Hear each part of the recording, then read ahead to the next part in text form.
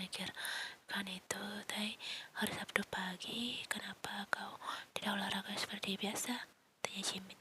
Ian yang mendengarnya salah tingkah dan berjalan ke bangkunya. Ian mengeluarkan buku dari tasnya dan berpura-pura membaca buku. Tapi dia penasaran dengan jawaban Taeyong untuk pertanyaan Jimin, dan Ian menajamkan pendengarannya meskipun dia sudah bertekad melupakan kejadian itu. Awas saja jika dia bicara macam-macam. "Kau sudah malas," jawab Taeyong santai, dan Ian mengerti jika Taeyong tak ingin membahas ini lebih jauh.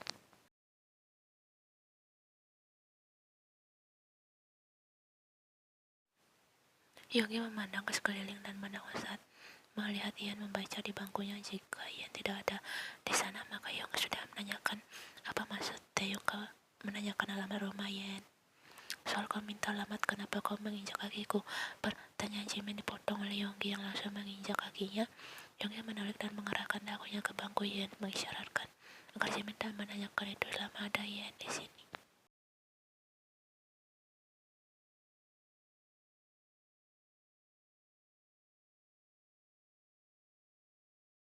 Taeyong hanya diam dan memperhatikan Ian yang sedang membaca buku di tempat duduknya.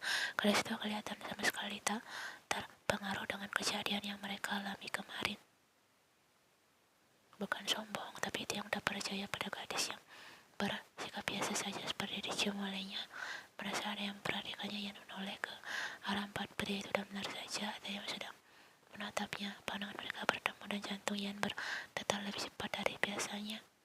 "Apa yang terjadi padaku?" Ian langsung membuka muka dan melanjutkan membaca. "Aku keluar dulu." Ian mendengar Taeyong berbicara pada temannya dan dengan sengaja Taeyong melewati bangku Ian.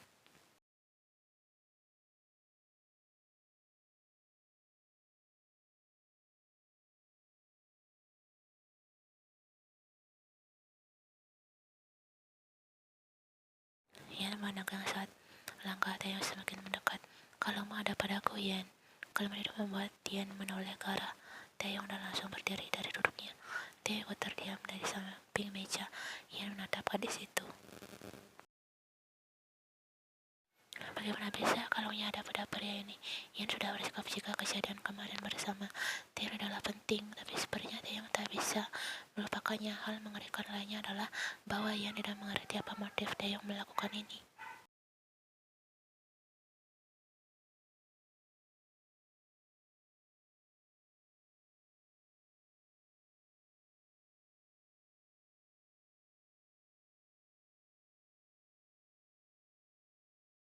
Mata Ian memelat sempurna. Apa maksud dari senyummu itu? Hanya tersenyum Ian. Tapi Ian tahu jika ada maksud tertentu di balik senyuman itu. Ian sekalian melempar sepatunya tepat di muka Taeyong agar lelaki itu tak bisa tersenyum lagi. Taeyong menyeringnya dan pergi meninggalkan Ian ke kelasnya. Sebelum keluar, dia melihat Namjoon sedang berjalan di arahnya. Namjoon tersenyum padanya dan tangannya mengibaskan sebuah amplop.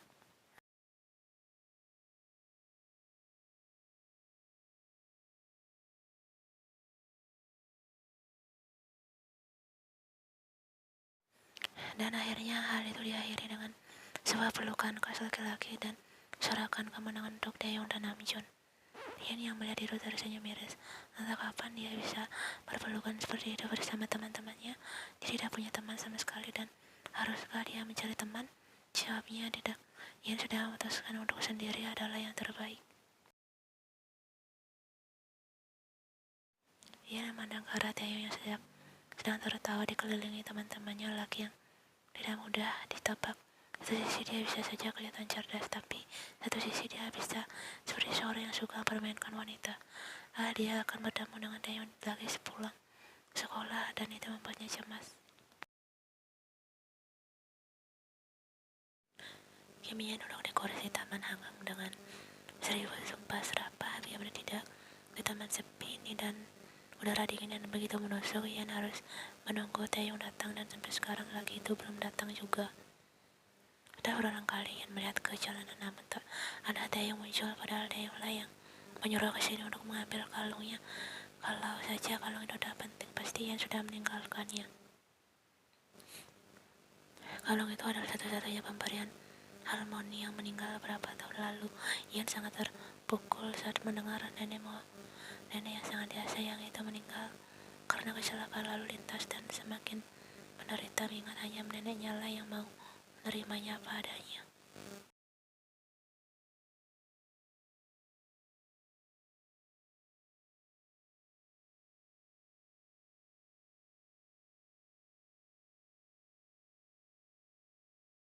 Sudah ternyata kau orang yang suka sekali terlambat. Ia menyindir Taeyong dengan buang muka, merasa kesal dengan laki-laki itu. Taeyong tertawa, dia melihat bahwa sudut mata Taeyong akan tertarik dan matanya akan hilang saat tersenyum. Entah mengapa ia jadi ingin tertawa.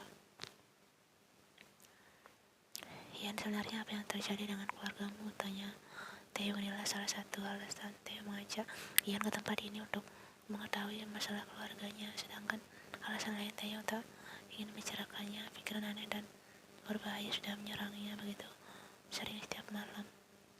Ian menegang kenapa Taeyong tahu masalah keluarganya.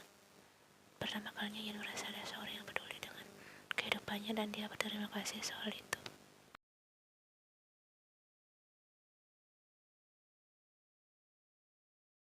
Tak apa-apa, keluargaku baik-baik saja. Jangan bohong, saat aku mengantarmu pulang aku tak sengaja mendengar orang tuamu bertengkar, dan karena itu aku tak jadi mengantarmu dan bawamu kabar temanku. Ian menatap Taeyong tak percaya. Benarkah? Taeyong mengangguk. Aku ingat apa yang mereka bicarakan. Kau mengingatnya? Iya, aku bisa mengingatnya hanya dengan mendengarnya satu kali. Ian mendengarnya. Dia tahu pintaran Taeyong dalam semua pelajaran, nilainya sempurna dan semua guru bangga karena memiliki murid secerdas itu. Namun ia tak menyangka laki ini bisa sombong dan percaya diri di depannya. Percaya diri sekali kau.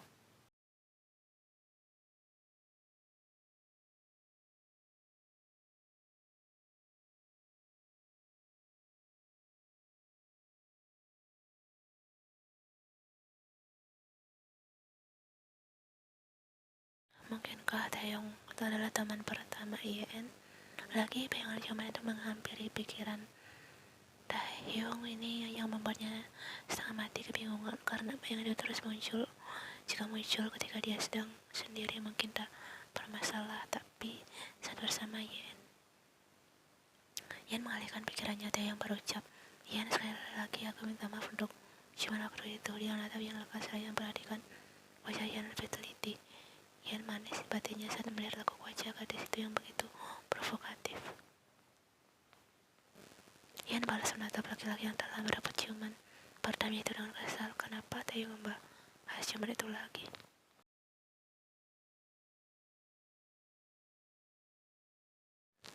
Kau maafkan kalau kau mengembalikan kalungku, ucap Ian mengulurkan tangannya pada Taeyong. Ian baru ingat tujuannya kesini adalah untuk mengambil kalungnya, dan oleh karena itu dia memintanya sekarang. Dia akan mengalihkan pembicaraan ini jika masih menyangkut soal ciuman dan keluarga. Taeyong merogoh sakunya dan mengeluarkan kalung berlian itu. Kuferi jika kau mau menceritakan masalah keluargamu padaku.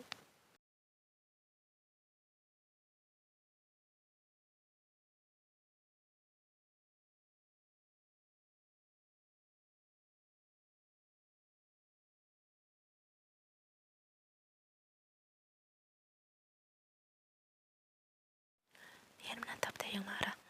Ada apa denganmu? Cepat kembalikan kalungku.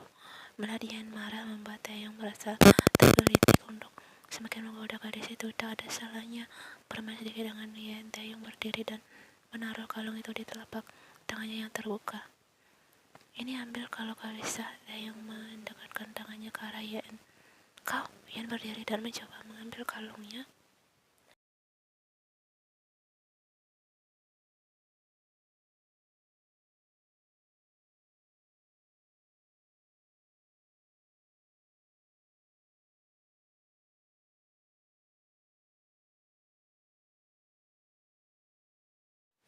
Keduanya seperti sepasang kasih yang sedang bertengkar di taman yang indah ini.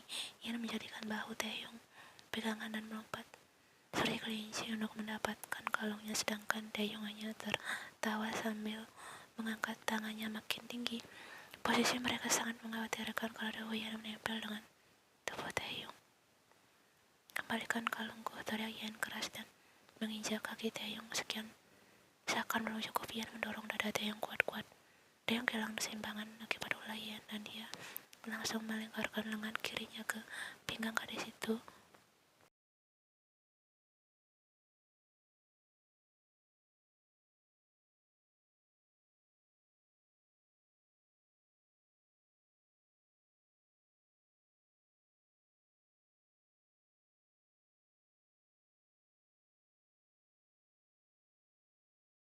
Kejadian ini membuat mereka dejavu. Mereka pernah seperti malam itu, zaman itu. Mata Yan bertemu dengan mata hangat, udara dingin yang mencekam bergantikan dengan panas yang mengelilingi mereka berdua. Setelah itu juga wajah Yan berubah merah padam.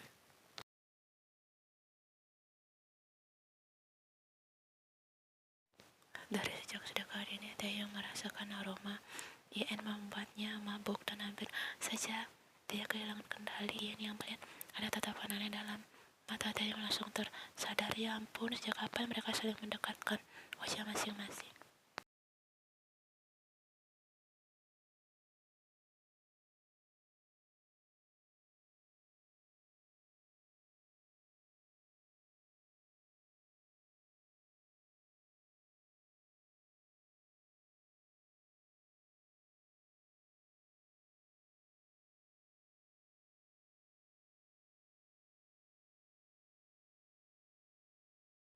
Taeyong sudah bosan mengucapkan maaf tentang ciuman yang mereka lakukan, jadi kali ini dia memilih untuk diam.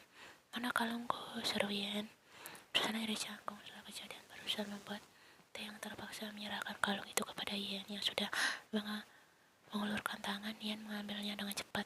Terima kasih, ucap Yan lalu mengambil tasnya dan meninggalkan Taeyong tanpa mengucapkan apapun.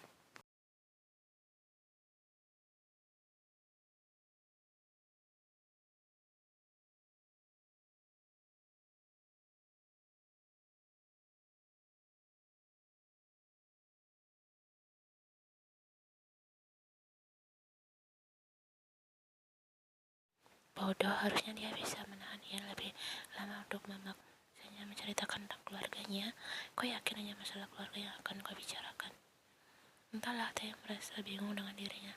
Akhir-akhir ini gadis itu selalu membuatnya penasaran.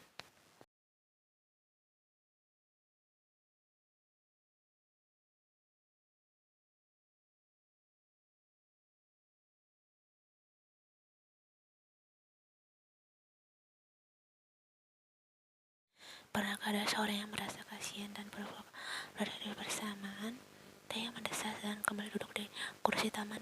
Kedua tangannya dia rentangkan untuk menikmati udara yang dingin ini. Taeyong menongak melihat seorang pemuda berkacamata sedang tersenyum padanya. Taeyong segera memadulkan posisinya menjadi santai. Lelaki itu duduk di sampingnya dan memukul bahu Taeyong akrab. Taeyong tersenyum lebar. Jeonjongko, sedang apa kau di sini? Disinilah mereka di sebuah restoran di daerah Apoguchi. Mereka memutuskan makan daripada duduk di taman hangat yang semakin dingin. Mereka sudah memesan makanan pada pelayan yang sedikit antusias melayani dua pria tampan. Semuanya masih tak berubah. Jongkok masih ceria dan banyak bicara seperti saat SMP dulu. Taeyong masih ingat ketika dia dan Jongkok sering menjahili temannya yang lain.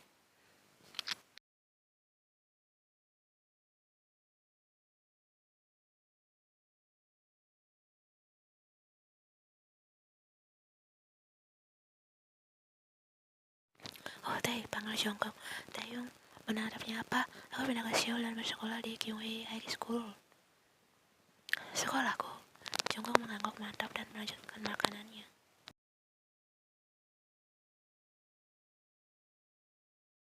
Keesokan harinya di sekolah, Taeyong gelisah karena tidak menemukan Yan dimanapun. Lagi-lagi dia ingin sekali menghentikan aksi anehnya ini untuk mencari atau sekedar tahu di mana Yan berada, namun dia tak dapat menahannya. Ini jam istirahat dan Taeyong duduk di tengah meja makan kafetaria bersama Yonggi dan Jimin. Yonggi sudah memesan bubble tea dan Jimin memesan jus apel, tapi Taeyong tak memesan apapun. Yang dia ingin ketahui adalah di mana Yan.